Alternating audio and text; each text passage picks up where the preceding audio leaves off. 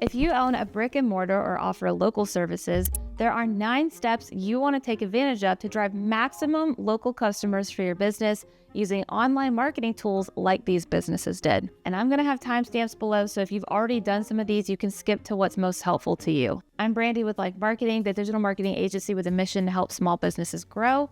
Let's get started with the first step. The very first thing you want to do, if you haven't already, is set up your Google business profile, formerly called Google My Business, so that you can appear on Google Maps and for Google searches too. When someone types the product or service into the Google search bar, or if they type in your business name verbatim, you want them to see a professional local snippet about your business, like this restaurant here, for example. Or here are a few different examples from Google of how it could look on mobile. This local snippet does a number of things. It gives your brand some immediate credibility and legitimacy with reviews and photos. It allows customers to look through your services and products right there within the snippet, and it tells the customer exactly how to contact you or where to find you to purchase from you. If something like this doesn't appear when you type in your business name on Google, it's likely because your Google business profile isn't set up. So in order to get that set up, head to google.com/business and follow the step-by-step prompts from there. It's also important because Google Maps pulls its information from Google business profiles. So if you're not appearing on Google,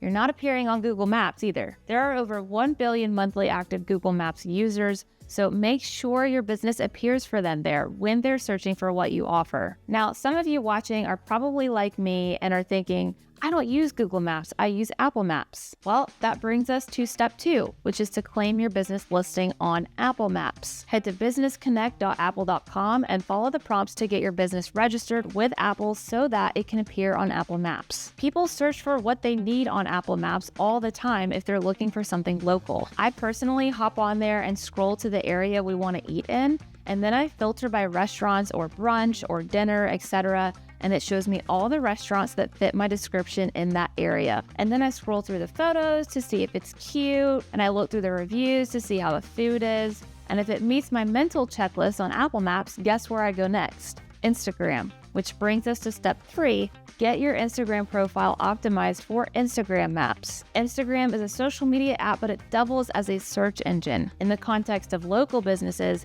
people get on Instagram to scope out the business they're thinking about visiting. So if you're like me, you take the restaurant you were looking at on Apple Maps and you see if they have a cute Instagram. I'll open up their location on Instagram Maps, and same thing, I'll look through other people's content at that restaurant so I can get a feel for the vibes, how to dress, think about what I'm going to order, and so on. If a restaurant isn't on Instagram at all, it's probably not going to be somewhere my husband and I go for date night, just being honest. So whether it's a restaurant and people want to see how the food looks, or if it's a shop that they want to peruse online a little first and see what products you have available, or if it's a service-based business and people want to see what others have thought about your service first, either way, Instagram absolutely plays a part in people's decision-making when it comes to visiting and buying from a local business or not. Now, let's go back to my screen for a second because there are some other important things I want to point out. Tapping on the place of the restaurant is not the profile. So by tapping on the place address,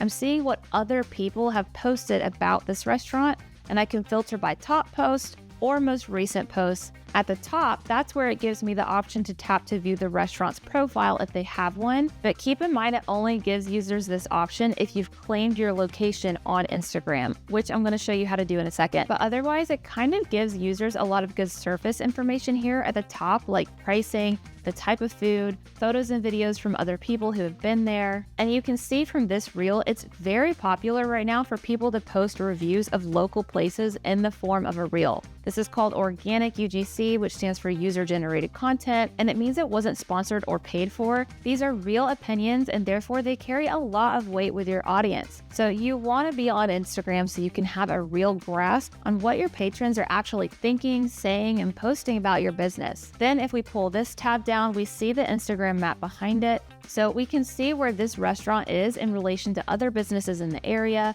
and I can unselect this specific restaurant so that I can access these other filters in the Instagram map. I can filter by restaurants, cafes, sites, hotels, parks and gardens, and bars. or I can type something in organically like bookstore to see if there are any in the area I'm looking at here. I'm showing you this because it's important to understand how your potential customers operate and find businesses like yours. Instagram Maps helps people discover new businesses in their area, watch reels and guides about different places, and they can save them to their own private collection of saved places for them to refer back to. Or they can send this Instagram location to their friends in the DMs. It's getting them more invested in your brand and positioning you as the go-to choice over other competitors in the area. So here's how to set up your business location on Instagram Maps. First, you need to log on to Facebook because you need to set permissions from your Facebook business page for your Instagram page. Go to Settings and Privacy, open Settings, choose Privacy, then select a location, right under Device Settings and choose Location Services, and then select Location again, and grant Facebook permission access either always or while using the app. You can choose either option. Then you're going to create a check-in Facebook post, and it's going to populate check-in locations that already exist,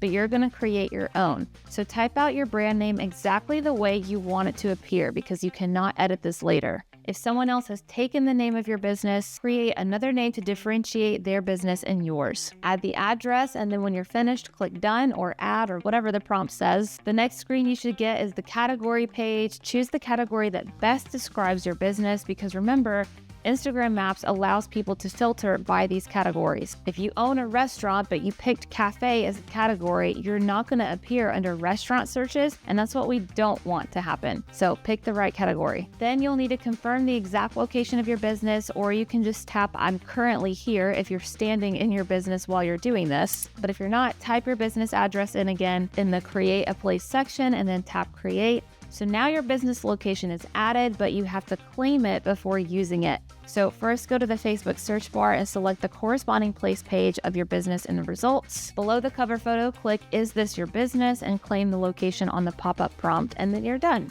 Your business location should be ready to use everywhere and should be visible on Instagram Maps. All right, step 4 is to run Facebook ads that target a geographical area. First, you'll want to choose the Facebook objective that makes the most sense for your goals. If you're a local shop, but you do have an online store, select the sales objective to boost product sales. If your business operates on leads, select the leads campaign. Otherwise, if your business fully depends on in-store foot traffic, I would choose the engagement campaign and garner as many likes and shares, comments, and views on your content as possible. Then in the ad set level, when you're selecting your target market, choose the location range you want people to live in order to be shown your ad. This way you're not wasting ad dollars on people who don't even live near your business. You can include cities with a 1 to 50 mile radius around them, or you can exclude cities too if that makes sense for your business, like if you're targeting that city in a separate campaign or something. You can also bulk add locations, like if you have a list of zip codes or cities or addresses that you know you want to target. You don't have to manually enter them one by one, you can bulk upload them here. Facebook ads are how we drove 370 leads to this Atlanta-based massage place and 93 leads in 30 days to this gym in Decatur, and 24,000 video views and 92 purchases for this Atlanta-based sightseeing company. So if you've never set up a Facebook ad before, I will link this video for you to watch next to learn how. The next thing you can do while we're still on Facebook is step 5, post in local Facebook groups. This is a great organic tactic for local businesses, meaning it doesn't cost any advertising dollars. If you type in your city name or county name on Facebook, you're bound to find several groups that already exist as an unofficial digital community board. I personally am in 4 local groups, 1 for my neighborhood, 1 for my county, and 2 for my town. And I live in a small town, y'all, so if I have 4 Facebook groups that I can be in, I'm sure you do too. Businesses post all the time in these, sharing upcoming events, sales, or deals, and they ask for lead referrals and more. The key is to make sure A, your posts are getting seen. Sometimes when there's thousands of people in the group, your post can get lost quickly in the noise and not really gain any traction. So try to find a mix of local groups that are both large and small. And B, you don't want to spam the other group members. If I see one more post about duct work in our neighborhood group, it's a lot, y'all. So just make sure you're not overdoing it, provide value, keep it short and sweet, and post in there maybe once every 2 to 4 weeks, depending on how often people are seeing your posts. Step 6 is to identify any local influencers you can partner with. Now, I have a whole video on how to build an influencer marketing strategy from scratch, so I will link that below too in case you want to watch that next. But the general principle here is that you are paying a local influencer who ideally would have somewhat of a local following, to positively review your business, products, or services. I'm envisioning them creating a short video for Instagram Reels and TikTok and Facebook Reels of them coming to your store and purchasing and using your product or service, raving all about the great little details that make you better than your competitors. Even if it's a paid interaction, people still trust the influencer's recommendation because they've built an intimate bond with their followers. And a lot of influencers set the standard that they don't partner with businesses that they don't actually like. So again, check out that video if you need help learning how to find the right local influencers in your area. Step 7 is to optimize your website and all of the content you put out anywhere with keywords. When someone types something into Google or the Instagram search bar or the Facebook search bar, etc., that something is called a keyword. A keyword is a search query and can be one word or a whole phrase. You want your business to appear when someone searches for relevant keywords that are related to your product or service. To do that, you have to optimize your website first and foremost, and then also all of your social media bios and content. And optimize in this instance just means sprinkle in those keywords that people are searching for throughout. So for us, this means including words like social media marketing agency and online marketing in our Instagram bio. And words again like social media marketing agency and social media management company on our website so that we appear for that keyword as the #1 organic result in Google. The process of trying to rank highly on a search engine like Google is called SEO, which stands for search engine optimization. There are a lot of other things you can do to help yourself rank, but optimizing your content for the right keywords is a great place to start and something that you'll definitely need to do consistently.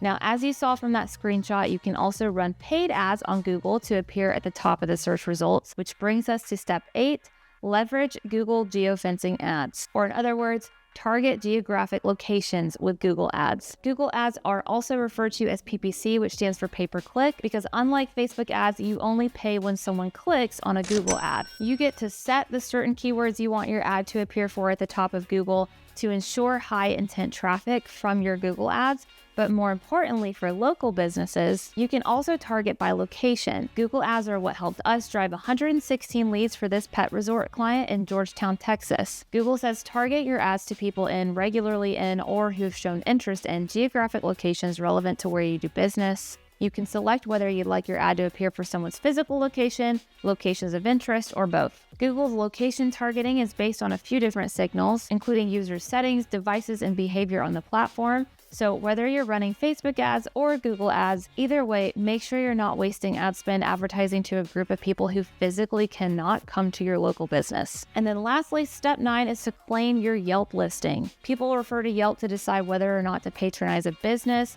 especially if it's a small local business that they've never heard of or visited. And when I say people, I mean the 60 million monthly active users who access it on desktop and the 32 million who access it via the mobile app. Google reviews are important, don't get me wrong, but I would argue that Yelp reviews for a local business are equally important. So to claim your page, go to biz.yelp.com/claim. Find your business by typing in your business name. If it's listed, click on it. If it's not, click add to Yelp for free. Create an account by entering your business information and email address. You should use an email address you check regularly to stay on top of what's happening with your page. Verify your account by entering your verification code. You'll get an email or call to the number listed on your page, and that should do it. People scroll through Yelp to look at reviews and user uploaded photos, so make sure you're staying on top of your listing, addressing any bad reviews you get and encouraging positive ones.